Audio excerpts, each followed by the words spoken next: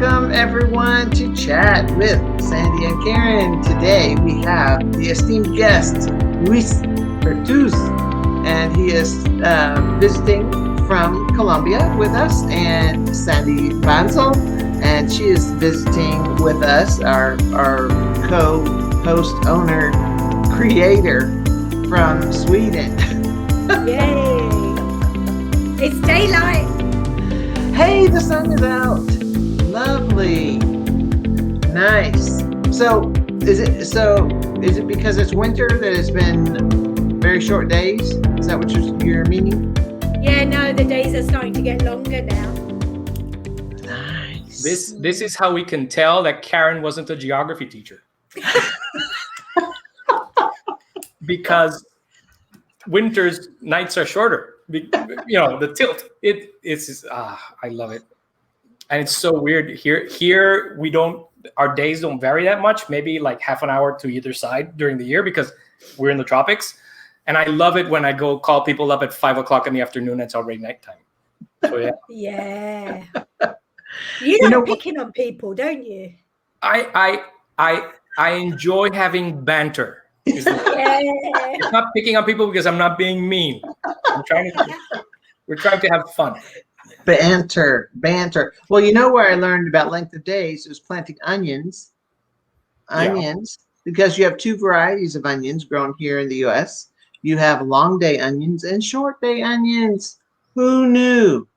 If you have long day onions, that's actually in the northern part of the states because they're, like you were saying before, there isn't much difference in the length of days, whether winter or summer. So there you go. That's new to me. I've just learned something. I just thought about like red and white. Yeah. And you guys in Georgia have yellow ones, which are white. But yes, and sweet. South Texas, you can get sweet onions too. Craziness of onions. Yeah. All right, so Luis, we've been doing some research and learning about you as far as being an innovator. What was your cohort? I was New York City 19. We got minted in late October of 2019. It was so much fun. It's an unforgettable experience. I'm also a trainer, and I'm working on having the whole Google certified everything. So I'm working on coach, but it's taking a while. Oh, well, let's discuss that a little. No, thank you. Yeah, I was telling Sandy that I listened for like a day and a half because I have this little extension that reads websites to me because I'm an audio learner, and day and a half, and I thought, oh man, I'm doing pretty good. I'm pretty pumped about this. I was like in that part, halfway through the second part. So that's like it is a lot, and then when you start getting quizzed, it's one of those things that I say, I know I read this, but it's not sticking, so I have to go back and read again. It has been, and then that plus work, plus COVID, plus being at home, that's not happening. Yeah, it's like a master's degree. It's the stuff I studied when I got my master's. It's it's serious. It's great content. But wow, it's serious. But having, the commitment of having to apply it. It's not just, because nothing against master's degrees. I have two, but it's stuff that you do learn it, you do the coursework, but then if you apply it or not, it depends on what you need. So yeah, I know you do get the learning, but not necessarily, you don't apply it every day. Right. Follow up. So how's your coursework going, Sandy? Oh, mine. You don't want to hear about mine. I will bore this podcast completely. I'm working on a master's in education, and my module this month is policies and politics. Oof. That sounds fun. Yeah. Wow. I know our listeners can't see this, but look at my reading. Fun. Thrills by the minute. Yeah. Yeah. No, I was just, it's hard because I think, like you said, Karen isn't a geography teacher. Karen's very business, marketing, Yeah. that kind of person. So, Yeah, I don't want to get into the messy stuff. but otherwise, Lewis, tell us of something about barbecue Sundays then. Ooh, barbecue Sunday. Curiously enough, I've got stuff in the fridge right now for tomorrow. Barbecue Sundays is I live in an apartment on a 9th floor, so barbecue Sundays are weird in my house for other people because I have a Weber grill and I put it in the balcony, which fortunately I have a balcony, and then I grill on my balcony, and it got to the point where my neighbors, the whole building, they decided that they wanted to close off the balconies because they weren't using them, and I said no. You can close off any balcony you want except mine. And no, but the look of the building has to be uniform. I don't care. I'm not going to grill in my living room. I want to grill on my balcony. So you leave my balcony alone. But it's going to look so different. Then don't do it. If you don't want it, don't do it. I was the holdout. Other people did it. Not my problem. But I adore grilling. And ever since we've been locked in our homes, well, it's really helped to do something different on the weekends to like mark the weekend a bit. So I try and do barbecues at least once a weekend. Sometimes I can't. Sometimes I'll do it more than once. And it became sort of like on Twitter, we sort of started comparing and it became like a discussion on food. And then we started comparing. When we started grilling, we'd start taking pictures of the whole process. And it was fun. And sometimes there's banter. And then when people get new toys, recently, D. Lanier, he got himself one of the big green egg, which I don't know if you've seen it. It's like a big smoker, which is awesome. Yeah. And he was showing off his egg and like taking sneak pictures of like something that looked like an avocado, but it wasn't. And we figured it out. So yeah, it's been so much fun. And then we tweet out and then we start talking about food, which is always a nice distraction. Yeah. Oh, yes. Yes. So yeah, I'm preparing something for tomorrow. I'm still not sure what it is I'm gonna do. I know the cut of beef. I have it in the fridge. It's marinating, but then I don't know what I'm gonna do with it at the end. I'm between doing some kebabs or maybe doing some tacos or just making it whole and just I don't know. It'll come. So I'm gonna look forward to it. Yes, we're gonna keep an eye for Sundays barbecue with Luis. So what do you marinate with? Well, right now it was frozen, so it's thawing. And when it's more decent, I'm thinking about doing a dry rub. So for now, but then I'd have to wait till it's later because then it'll be too salty if I leave it on too long. Yeah. But I'm thinking about a dry rub. I'm bordering on going for tacos, so it might be a bit spicy, but not too much because the kids they'll complain. But yeah, that's the idea. And I did buy stuff that I usually don't buy because, for example, I love grilled peppers, and my wife has an aversion to peppers. So I have the excuse, imagine it's like fajitas, but I don't like it.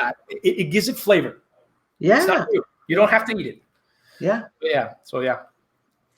Oh, nice. Taking the seeds out still bothers her. I mean, she just doesn't like the flavor, maybe.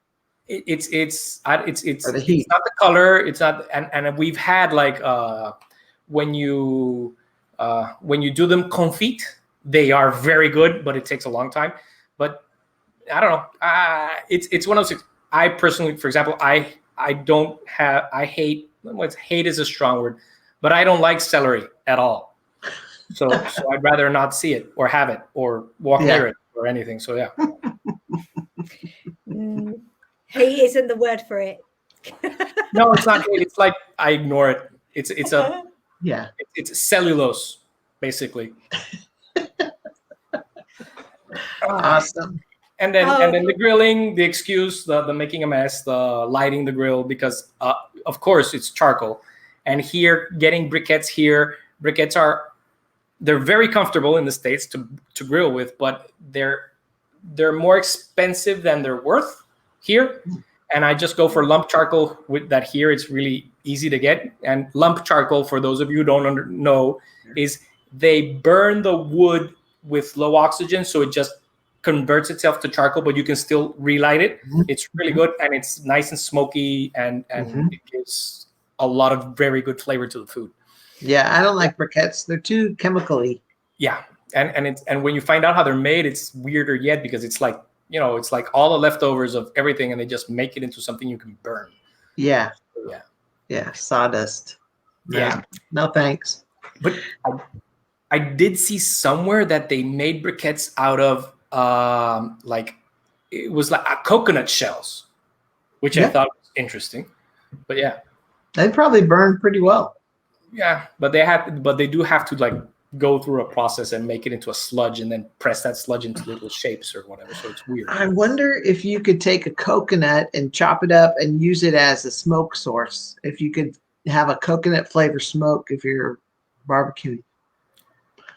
Who knows? Maybe. I don't know if I haven't tried burning. It's been a while since I burned coconut on purpose. Well, we burn it. No. In Colombia, there's in the northern coast, they have a dish that's called coconut rice. And what they do is they open the coconut up, they use the coconut milk, and then they grate the coconut flesh, and then they burn it down until it becomes almost like a caramel. And they make the rice with that as a base. So the rice is very, very sweet. And it's got a little coconuttiness, which is really good. But I wouldn't know if you could infuse that as smoke. I'm trying. I'm too impatient to smoke beef because it takes like way too long, and it still is in the balcony of my house. So every time I open the window, all the smoke comes in, and my wife goes crazy. So yeah. Yeah, it's like 14 hours to smoke a brisket. It's a long time. That's the thing here in Texas. But I'm going to try it with a smaller piece of meat and some coconut, because that just right. I guess because I'm hungry this morning, that sounds really good. So you can barbecue. Your weather's nice, isn't it, Karen? Yeah. Oh, yeah. Okay. Yeah. So basically, when the weather's nice here in about 4 months' time, I can get in touch with you, Lewis, and so you'll have like a couple of days where you can barbecue, and then winter starts all over again. Yeah. So I make sure it's on a Sunday though. We'll see. Yeah, but I'll keep it in mind. I'll check you out. Yeah, that'd be good. Oh, and then you had something else on. By the way, are you wearing socks? Not now, not today. It's Saturday. I'm barely no. I'm wearing pajama bottoms. Oh, okay. And it's so hot here. If I wear socks, I'll just slip all over the place because it's No, I'm not wearing socks. But yes, I do have an obsession with socks, and the obsession is based mainly on having them forced on me as the part of the school dress code. So I have to wear socks to school. And then I started wearing normal socks like normal people. But then I decided that if I was going to be forced to wear socks, I'd rather have fun with it. So yes, I do have several dozen fun socks. And they try to be according to the theme of the year, sort of. So for example, I have Christmas socks, and I have lots of Christmas socks. And I also have here around, instead of Columbus Day, which is going away, but still we have a language day, like a native language day, sort of. So I have a pair of socks that I adore with Gabriel Garcia Marquez on the sock, which I love. So I wear them around those days. And I have green socks that I wear for St. Patrick's, but they're aliens. They're not. I haven't gotten shamrocks, but I do try and like I have a supermarket that is literally 100 feet from my door, and they have an aisle where there's a stand with crazy socks. So every time I try and go and buy something normal, I might wind up with a pair of socks. So there's like alien abduction socks, and I have a lovely pair of Pac-Man socks. So it's like a Pac-Man level in the sock. They're beautiful. Fantastic. And I love them. Awesome. Yeah, probably. Yeah, like you said, the wrong country to wear them. Yeah, right now, yeah, but since I have to, and since the kids have to wear socks, and then they said if it has happened to me a couple of days, I sometimes would forget to wear socks, and then some kid would say, "But you're not wearing socks. Why should I wear socks?" And then I started having fun with it, and it's been really fun because then now kids are looking to see my feet to see what it is that I'm wearing. And I'll have some Super Mario socks, so they've got little blocks and stuff, and they're fun. So yeah, it's a little quirk. And for the Innovator Academy, we had like a couple of people that had fun with socks. And the night before the academy began, we went out for pizza and beer. And I had a pizza sock and a beer sock, which I was wearing for that night. So in honor of the event. So yeah, and there's somewhere on Twitter, there should be a picture of me, John Wick, who there is a real John Wick, and his Twitter address, his Twitter handle is John Wick, because he was John Wick before the movie John Wick. Okay. So and he's a principal actually. So can you imagine? You're not sent to the principal's office. You're sent to John Wick's office, which is so much more fun. And so there's a picture of me, John, and the VR guy. Oh God, I'm forgetting his name right now. And everybody just pulled up their pants and we were showing our socks because we all had crazy socks. So it was interesting. That was a bonding moment. Oh between yeah, you guys. And then that was we ran into each other. Somebody told us, oh, there's this educator event in a bar somewhere in New York City. It was something like a 40th or 50th floor, and if you mentioned so-and-so's name, you could get in for free. So I was out walking with my wife. We were walking around Manhattan because when she heard I was selected to the academy, she said, "I'm going." But you're not an innovator. I'm going to New York. So fortunately, I have some friends who live across the river in Hoboken. So I begged for a room to stay in. And they were very gracious and they were super nice. And so we stayed with them. But then I went out every day during the academy. So we wandered around, and this was the night before.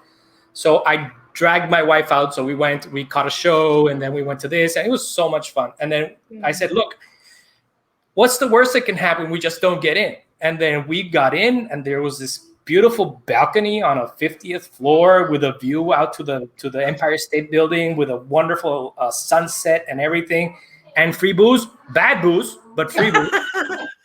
So we wound up buying like beer or whatever because it was more reasonable than whatever it is that they were giving away. It was some cran apple vodka monstrosity, but it was free and it was fun. And I met up with a bunch of people that I'd known online, but I'd never seen in person. So that was fun. Back when you meet people in person too. Yeah. Well, so what was your innovator project on? Oh, okay. My project was, because it changed, I have issues with lesson plans. I'm not going to get into the whole debate on whether or not people should post a lesson plan somewhere. So I do believe that people have to be organized and they have to know what they're doing. But I know there is some, and because I found this out, there is some controversy on whether handing in lesson plans or not is a thing that people should ask of each other. But I'm particularly bad at posting lesson plans onto the place where they should be posted, when they should be posted on time. And I was thinking, if there was some way, okay. And besides that, I also work at school. Besides teaching, I also am jack of all trades. So I help out people with some of the skills that I have with sheets and forms and stuff. I help them out doing forms and having the forms tabulate and having all that information aggregate in a place that you can look it up and you can use the information in a productive way, hopefully. And then I was always asked to do like the form for the administrator who's doing the walkthroughs, so they could check off stuff on the list or whatever, and then have them add up points or whatever. And I was always thinking that if, in theory, the administrator has to look at your lesson plan before going in and doing a walkthrough, it would be really nice if in one place the teacher could post their lesson plan, maybe, hopefully, export that into like Google Classroom or whatever, so that it would be, so that you wouldn't have, because in my school, we have to post the curricular map. And then we have to post the plan for the period for that, for the bimester or the semester or whatever. And then the post for the plan, the lesson plan for that week. So that means that's 3 different plans for basically the same thing. And if somebody's going to go do a walkthrough, they have to go look up your lesson plan if you posted it on time, have it, give it a read to know more or less what you're supposed to be doing, and then just go and do the walkthrough and check off or write down or observe or whatever. If there were like a way of making all that into like one system where the teacher could just post their lesson plans, maybe share the classroom or whatever, and just post it onto their class, and then the administrator would come in and say, look, I'm going to go observe Luis, so let's see what he's supposed to be doing. And then he'd have the form right there, so he could just, do his observation, check off, and make it easier. That was the plan. And I sold that very nicely, and the people loved it. And apparently I got a good score when they were scoring, and I got in. Then I went to the academy. The academy is a very intense, it's a very intense experience. And this past year, it was changed because since there was no academies in person because of the whole issue going around, they made it virtual. So they made one huge academy, but instead of everything being compressed into 3 very intensive days, they had it spread out during 8 weeks, which was really cool because then the innovators from last year have very mature projects already halfway going when they came out of the academy, instead of just 3 very intense days of somebody basically cracking a whip over you so that you would go through everything really fast and think about it and express all the issues that come up in 3 days. They got it spread out over 8 weeks. But then the innovators from last year have very mature projects. And that's one thing. And then my real innovator project right now is after the whole academy was over, then we started, since before the academy, I started getting in touch with other innovators from around the world because I wanted people to give me advice. So when I started coming up with my video, I made up like a mock-up of the video, and I sent it to a few people if they could give me pointers. And then when I finally had like a very good rough draft, I sent it out to a group of innovators and I asked them for help. And then that relationship with other people who are just as crazy as you are in the rest of the world, I've always called it like-minded wackos, because everybody has a little bit of crazy. And it's really nice to meet people who are the same brand of crazy as you are, because there's always, let's suppose that my brand of crazy is a 1% of the population. In a small city, that's a very small amount of people. But if you go into like innovator or trainer, trainer has a lot of the same type of crazy, which is good. So you have a lot of resources to draw on, and you have a lot of like-minded people who are just as crazy as you are, or at least, they help out. And there was the last cohort, the last English-speaking cohort of 2019 was Sweden. And somebody that let's say mentored, but it's not the correct word, somebody that I gave advice to went in. And on one night with Andy, who's the person who runs the academies, well, the head of the people who run the academies, they were out in a bar, and they were under a slight level of inebriation, and they were talking about how much they love to be able to repeat the academy. And Andy said something around the lines of, well, yeah, but you can't do it as an innovator again because you're already an innovator, but you could come back as a coach. And she came up, said, you know what? I have a list of the people who would make awesome coaches for 2020. And she gave him a list. Dun, dun, dun, dun, dun. And then she drew up a Twitter chat with those people in the list. And we started talking. And that group started growing. And that group was really cool. And we met once a week. We had a standing video chat on Sundays where we just connect and just shoot the breeze and have fun and discuss whatever. And that eventually came to, there was days that were gripe sessions. And then we started talking about, in that case, we started talking about the Google Educator groups. and a few of us had issues with the Google Educator groups on how there's something that is really interesting and really wonderful, but they're not really well supported, and there's a lot of noise coming out there. So I have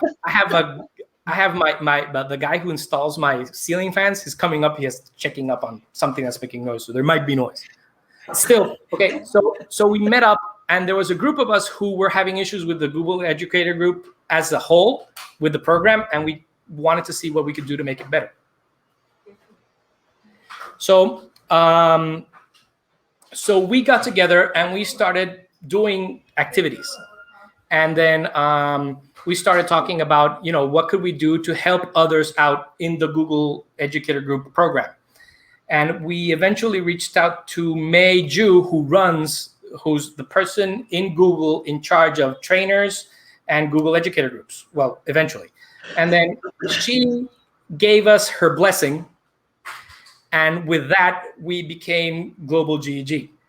And GlobalGEG has become, also, I am one of the 6 co-founders, but that's an innovator project. So we brought that together, and we have, right now, there's 6 co-founders, which we couldn't, we live and breathe this stuff, but we have people who everybody there is, obviously, we're all volunteers. So we have around 80 people total that are volunteering their time, their work, and we put out seminars and webinars all the time. There's at least one a week, and as far as we've done since May of last year, there's been over 300 things posted in our YouTube channel, and it's been insane. And that has been our innovator project, and it's been awesome. And the community is something that's very, very crazy. And right now, we just finished a WeVideo training thing, like little tips on using stuff in WeVideo, because Karen is also, she's evil, because I wanted to be a YouTube ambassador. And I am not. Well, okay. And I knew she was an ambassador, so I reached out to her, how is this thing? No, well, yeah, apply. So I did. Yeah. And I got in. Do it. They were crazy. Right? Yeah. Thanks to Karen. Go, baby. Actually, I asked Dr. Karen, and then I asked her for permission to not call her doctor, because yeah. I know people who take the doctor away, they'll get mad. This one case, just for you, Luis, you can do that. The Sunday afternoon mental health meeting is where I went a few times when I was mentally unstable, and it was great. It was a wonderful. If you're in education and you're not mentally unstable once in a time, you're not. There's something wrong with you. Yeah. I think it's like a job requirement. Yeah, it is. If you're not insane enough, you're not. You don't deserve to be in education. That is fabulous. And it's still going strong. We're still doing it every Sunday. Oh, cool. All right. Yep. Your viewers, subscribers must be getting higher and higher. I could look it up right now. We have something. It's not so well. It's a lot for education, especially if you consider that all the videos, most of the videos are at least an hour long. You see, noise. Yeah, this is what we like. Yeah. And if you consider that all the videos are at least an hour long, and we have viewership of over, I don't know how many hundreds of thousands of views, that's impressive. Yeah. We have worked with Google for Education in doing little projects. So we did the Google Junior Training Series, which is a series of around 70 videos that talk about doing little stuff on your Chromebook, and that has been awesome. And those have gotten 1,000. Give me 1 second. I'll be right back. Okay, yeah, that's awesome. I'm going to drop the shortened link to the GlobalGEG YouTube channel in the chat right now, and we'll also put it in the description, Sandy, so that people can access. I've put also just the website for GlobalGEG. I put that in our discussion right now. Okay. For all of our one viewer right this minute. So there's the YouTube channel. Wait, I put it up in the. Yeah, put in it. Go ahead, because I was going to shorten it, but it's that's cool. That's the YouTube one, which is nice and short. Okay, so now here we go, Luis. The we want you to mention this to all your hundreds of viewers so that they'll come watch Chat with Sandy and Karen. I'll once I get it, I'll retweet the. I saw Sandy tweeted that she was about to record, so I'll retweet it through Global, maybe, hopefully. Okay, give me 1 second. Let me get everything started here. I'll be right back. Absolutely. Well, yes. So this is brilliant about podcasting, right? Yes. It's reality, and I'm having so much fun. Yes, I am too. Wow, that's it's pretty cool how just a meeting of people, just getting like-minded people, like-minded wackos, as Luis called it. And now it starts, and it's changing the world. Don't tell him that, because he'll get all egotistical about it. But I think that's pretty awesome. Yeah. So there was something I wanted to say. How's your course going on? Pretty good. I have my last. It's called a capstone project. And I'm midway through I'm doing the first parts, which is, you can either choose an existing business or create a new one. And then you do your mission, vision and values and all that kind of stuff. That's the first part. So I turn that in tomorrow, and then marketing plan. And then the next part is the actual putting the your logo together, and your how are you going to actually market it. So I'm making a website and getting all that ready. So I feel I'm pretty good. I have 3 weeks to finish it, and I feel good about finishing. And then I'll be done. I'll have my MBA. So woohoo! Ooh. Yeah. Don't ask the doctor how many MBA she has, though. So she's gonna be a master doctor or a doctor master? Master doctor. Okay, but for the Brits, the doctor and the master are completely different. They're opposed. Oh, okay. Well, what does that mean? Doctor Tell Who. me. You've never seen Doctor Who? Yeah, oh. There's the doctor, and then there's the master, and the master is the bad guy. Oh my gosh. And in one season it was the mistress, but well, yeah. Oh, well, bad doctor. I'd be Like bad doctor. Lewis, I've got a question for you. Sure. Okay, so each country has its own GEG group. Not really. It depends on the geographical region. They used to be by country. And then Google for Education has the world split up in regions. So they have US and Canada.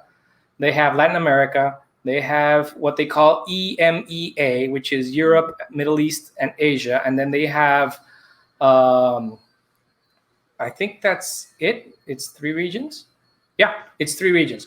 So the rules for the GEGs vary according to region. So originally it was a group per country, but then that got fixed real fast because the states, they split up into states. And so there's GEG Florida, and now it's gotten to a point where in the states it's by even sub-states, so to speak. Yeah, so they've got South Florida, and they've got North Florida, and they've got South Louisiana, and they've got North Louisiana, and South Texas, and all that. And in Latin America, we used to be by country. I used to run with a couple of friends. We used to run GEG Colombia. And then the directive came from on up where we had to split into cities. Oh. And that for us, that and the demise of Google Plus was deadly because Google Plus was our platform. And splitting up our group of around 500 educators around the nation into cities just broke it up. Because it's not... First, Google for Education, I know it's for free for schools, but not many schools embrace technology in the same way, or sometimes, I'm not saying that this happens. It's I've heard that there are some schools where people have vested interests in certain products over others, and there's like money involved, but I'm not sure. This is all raw rumor, and Yeah. I know that there's concept of corruption, but education is above all this. But let's suppose that some places rather use certain things than others, or there are certain schools, especially the posh schools in our country, that they love to work with a product that has like a fruit that has a bite taken out of it, because it's posh, and because it's a Because brand, they had the and people love the brand, and they like, and the new version of their laptops where the back doesn't light up. That's really sad, because before it drew your attention that there was a fruit, and now they don't have it. So some people are keeping on to the old one just because it lights up and everybody knows what you're using. So yeah, the other thing which I've complained, but I understand why they do it, is the name Google Educator Group really limits on when you're trying to grow your membership, because it implies that only educators that are vested in the Google ecosystem can apply, which I think is ridiculous, because educators are educators no matter where. And I try and push for, yes, it's a Google Educator Group, but it's mainly an educator group. And that's one of the rules. One of the rules of being in a Google Educator Group is that you have to be in education. You have to be either employed by a school, or working for a school, or working around that, until the point that if you decide to found a company like Karen is about to do and become a Google partner, you're no longer eligible to run a GEG, because then there's probably some monetary interest in whatever it is that you're doing. So yeah, and we were broken up into cities. So right now I run GEG Barranquilla, and co-run GlobalGEG, which is, curiously enough, GlobalGEG is its own GEG. And Barranquilla, and our membership is small. Yeah. Not to say that it's just me. It's not just me, but it could be just me, because it requires free time. And right now, with not being able to meet up in person or do events, it's staying there, being quiet, not doing much for now. Yeah, it's all virtual. Yeah, I'm in Central Texas, which is about 4 hours away from South Texas, and I belong to the South Texas GEG. Yeah, Carlos is one. Yeah. We had Carlos was our guest. Yeah, awesome. I've known him for years. We applied to NYC together, and he didn't get in. And then I gave him pointers for virtual academy last year, and he got in. I was so happy. Awesome. He's my mentee. I'm a Google mentor, so I'm just really love. I have 2 mentees, and I don't, and it's one of those things that they're so far into their project, I don't know what I'm doing. Oh, you just cheer them on, because they're rock stars. They're rock stars, man. And one of my projects is a group project. So, and the mentor for the other one is NYC 19. So we're both like co-mentors to the 2, and then like I have a step mentee. It's so much fun. It's just an excuse to get together with educators and support each other, really. If you take all the labels, you just strip all the labels off, it's the fact that we love educating. We love students. We love that relationship with students, and we want all teachers to be successful. That's the way I see it. What I like to tell people all the time, the really, really important part about connecting and reaching out to others, the most important part is education, no matter where you are in the world, is mostly the same. We might speak different languages, we might come from different cultures, but the stuff that happens in a school happens in all schools. So you've got the crazy teacher who won't move forward, who everything is a photocopy. You've got the crazy teacher who fears computers because like the mouse is going to jump on and eat them or something. And all that happens everywhere, no matter how much technology you have or you don't have. And every problem that you're faced with, either somebody has faced it before or somebody is facing it with you right now. That's So right. if you reach out, there's more brains working on the same problem. It's what we did with when COVID was coming. Everybody saw it coming, just nobody was preparing.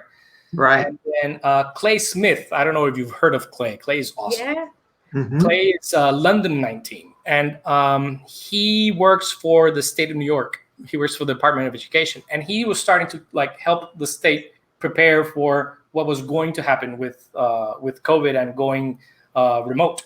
So he helped us out in letting us catch a glimpse as to what the state of New York was planning. And from that, we made like a boilerplate plan for schools so they could implement it with them. So, look, this is coming. We're going to have to move remote. There's no way you're going to be able to do classes in person. This is like a roadmap of what you could do if you have the resources to do it.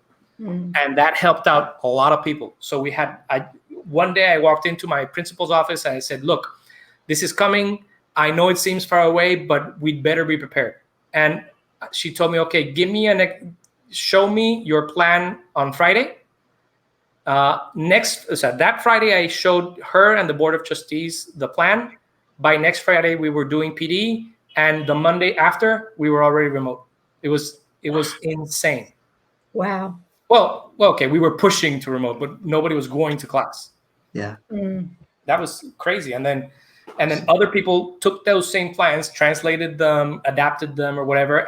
But the big part of doing it was you already had the roadmap. All you had to do was, pick and choose what you needed or what you could use. You didn't have to start from scratch. Right. Because everybody was having the same issue. That's great. And it all started with connecting. Yeah. And people here, at least like in Latin America, that's one of the things that pushed me towards doing GlobalGEG.